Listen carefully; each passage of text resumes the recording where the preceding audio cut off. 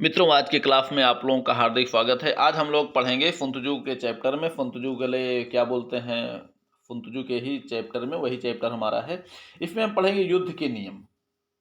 वही फुनतजू का विचार युद्ध के नियमों के प्रति।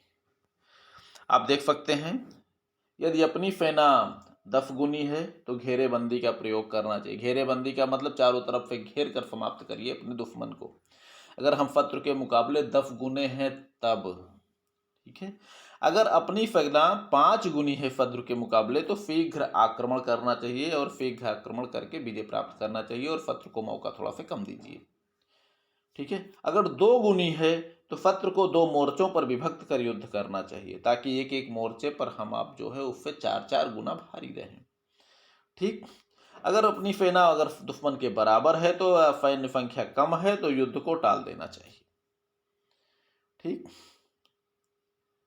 एक बार फिर से, यदि अपनी सेना शत्रु से 10 गुनी है तो घेरेबंदी का प्रयोग यानी घेर के मारना है सबको।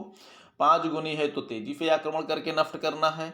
2 गुनी है तो शत्रु को 2 भागों में बांटिए और एक एक भाग पर पहले आक्रमण करके तब नष्ट कीजिए, ठीक।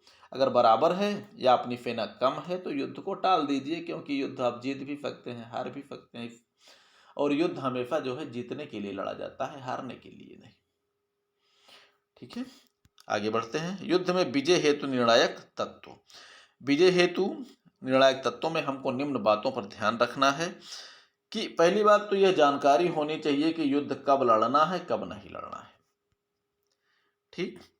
मनोबल युद्ध प्रारंभ से युद्ध तक, यानी युद्ध के प्रारंभ होने से लेकर युद्ध के अंत तक सैनिकों का मनोबल ऊंचा बना रहना चाहिए। ऐसा ना हो कि शुरुआत में तो बहुत तेज गए, उसके बाद मनोबल इतना गिरा कि अंत में पराजित हो गए। इसीलिए मनोबल जो है शुरुआत, इसीलिए और क्लाइविट्स ने कहा भी है कि शारीरिक शक्ति तो तलवार की मूठ होती है लेकिन मनोबल तलवार की धार होती है, ठीक। युद्ध के लिए सदैव तैयार रहना चाहिए। शत्रु की गलतियों एवं असावधानी की ताक में रहना तथा उससे लाभ उठाना। सुयोग्य सैन्य नेतृत्व का होना आवश्यक होता है। यानी पहला नंबर, शत्रु की अगर गलती और असावधानी जैसे ही करे उसकी ताक में रहिए और लाभ उठाइए।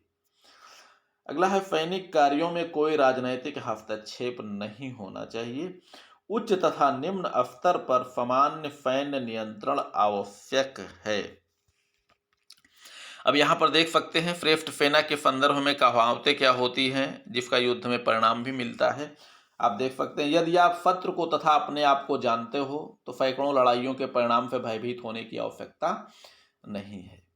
यदि आप स्वयं को जानते हो परंतु शत्रु को नहीं जानते तो विजय मिल सकती है, विजय भी मिल सकती है और पराजय भी मिल सकती है, ठीक है। यदि आप ना तो शत्रु को और ना ही अपने आप को जानते हो तो हर युद्ध में आपको पराजय मिलेगी। मित्रों, ये तीनों जो है एक प्रकार से देखा जाए कि युद्ध में परिणाम के बारे में इन्होंने लिखा है और श्रेष्ठ सेना के कहावतों के बारे में भी लिखा है। लेकिन इतना आपको भी ध्यान रखना है कि ये चीज़ें कभी आपसे कहावतों के लिए भी पूछा जा सकता है कि ये कहावत, ये कथन किसका है, इतना भी आपको ध्यान देना है। ये खास करके ऑब्जेक्टिव प्रश्नों में है, आता है जब आप कभी कंपटीशन का एग्जाम देंगे तो, ठीक है। तीनों एक बार फिर से, यदि आप शत्रु को और अपने आप को जानते हो तो सैकड़ों लड़ाइयों के परिणाम से भयभीत होने की आवश्यकता नहीं है, क्योंकि आप दोनों को जानते हो। आप संभव, आप निश्चित रूप से ये भी आप जानते हैं कि हमारी सेना कैसी है, हमारे दुश्मन की कैसी है। और सीधी सी बात, अगर आप लड़ने के साहस कर रहे हैं तो आपकी सेना शत्रु के मुकाबले श्रेष्ठ होगी, तभी आप लड़ने की हिम्मत कर पा रहे हैं, अन्यथा आप भाग खड़े होते, ठीक है। यदि आप स्वयं को जानते हो परंतु शत्रु को नहीं जानते तो आपको विजय भी मिल सकती है, पराजय भी मिल सकती है। यानी शत्रु आपका कमजोर भी हो सकता है, ताकतवर भी हो सकता है। और अगला ये है कि यदि आप ना तो अपने आप को जानते हो ना अपने शत्रु को जानते हो तो हर युद्ध में आपको पराजय मिलेगी। इसका मतलब यही है कि आप अपने को भी नहीं जानते, तो सीधी सी बात है कि आपका सेना पे कोई ना तो नियंत्रण होगा और ना ही जो है, सॉरी